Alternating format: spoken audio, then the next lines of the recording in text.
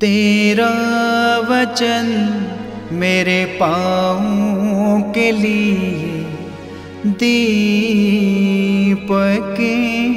है और मेरे मार्ग का उजियाला है। तेरा वचन मेरे पाँवों के लिए दीपक है।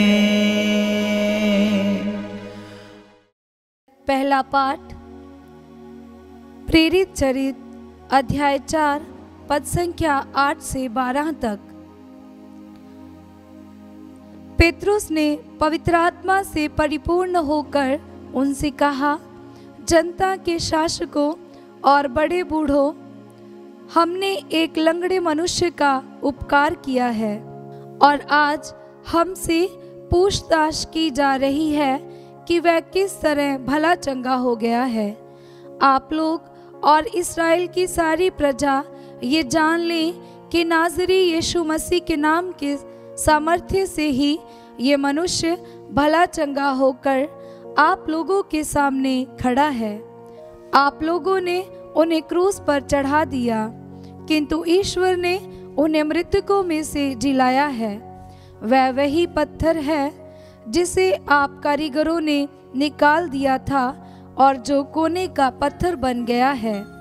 किसी दूसरे व्यक्ति द्वारा मुक्ति नहीं मिल सकती, क्योंकि समस्त संसार में यीशु नाम के सिवा मनुष्यों को कोई दूसरा नाम नहीं दिया गया है जिसके द्वारा हमें मुक्ति मिल सकती है। ये प्रभु की वाणी है। ईश्वर को धन्यवाद। भजन अनुवाक्य। कारीगरों ने जिस पत्थर को निकाल दिया था वही कोने का पत्थर बन गया है। कारीगरों ने जिस पत्थर को निकाल दिया था वही कोने का पत्थर बन गया है। हालेलुया। प्रभु का धन्यवाद करो, क्योंकि वह भला है, उसका प्रेम अनंत काल तक बना रहता है। मनुष्यों पर भरोसा रखने की अपेक्षा प्रभु की शरण लेना ही अच्छा है। शासकों पर भरोसा रखने की अपेक्षा प्रभु की शरण लेना ही अच्छा है। अनुवाक्य। कारीगरों ने जिस पत्थर को निकाल दिया था वही कोने का पत्थर बन गया है। मैं तुझे धन्यवाद देता हूँ, तूने मेरी प्रार्थना सुनी और मेरा उद्धार किया है। कारीगरों ने जिस पत्थर को निकाल दिया था वही कोने का पत्थर बन गया है। वह प्रभु का कार्य है, ये हमारी दृष्टि में अपूर्व है। अनुवाक्य। कारीगरों ने जिस पत्थर को निकाल दिया था वही कोने का पत्थर बन गया है। धन्य है वह जो प्रभु के नाम पर आते हैं। हे मेरे ईश्वर, मैं तुझे धन्यवाद देता हूँ, तूने मेरी प्रार्थना सुनी और मेरा उद्धार किया है। प्रभु का धन्यवाद करो, क्योंकि वह भला है, काल तक बना रहता है। क्योंकि वह भला है, काल तक बना रहता है। अनुवाक्य। कारीगरों ने जिस पत्थर को निकाल दिया था वही कोने का पत्थर बन गया है। दूसरा पाठ संधियों का पहला पत्र से अध्याय 3 वाक्य 1 से 2।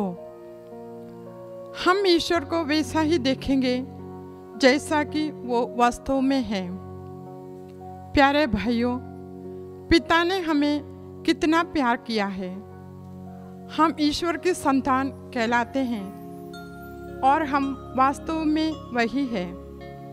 संसार हमें नहीं पहचानता है क्योंकि उसने ईश्वर को नहीं पहचाना है।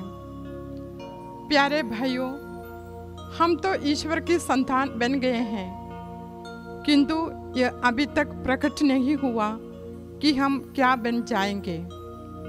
हम इतना ही जानते हैं, जब ईश्वर का पुत्र प्रकट हो जाएगा तो हम उसके सदृश बन जाएंगे, क्योंकि हम उसे वैसा ही देखेंगे जैसा कि वो वास्तव में है।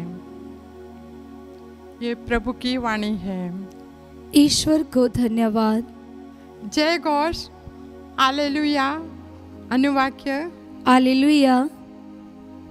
प्रभु कहते हैं, भला गडरिया मैं हूँ, मैं अपनी भेड़ों को जानता हूँ और मेरी भेड़ें मुझे जानती है। अनुवाक्य। हालेलुया। संत योहन के अनुसार पवित्र सुसमाचार अध्याय 10 पद संख्या 11 से 18। यीशु ने यहूदियों से कहा, भला गडरिया मैं हूँ। भला गडरिया अपनी भेड़ों के लिए अपने प्राण दे देता है। मजदूर जो ना गडरिया है और ना भेड़ों का मालिक, भेड़िए को आते देख भेड़ों को छोड़कर भाग जाता है और भेड़िया उन्हें लूट ले जाता है और तितर बितर कर देता है। मजदूर भाग जाता है क्योंकि वह तो मजदूर है और उसे भेड़ों की कोई चिंता नहीं। भला गडरिया मैं हूँ।